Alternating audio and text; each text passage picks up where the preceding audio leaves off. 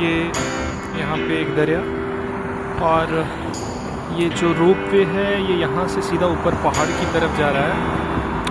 अभी हम भी इसी को एक्सप्लोर करने जा रहे हैं और फिर ऊपर से जाके पूरी सिटी को देख सकते हैं। और उसी तरीके से जिस तरह पास के और बहुत सारे दरिया, साफ शफाफ एकदम नीला पानी, ये दरिया भी उसकी एक मिसाल है।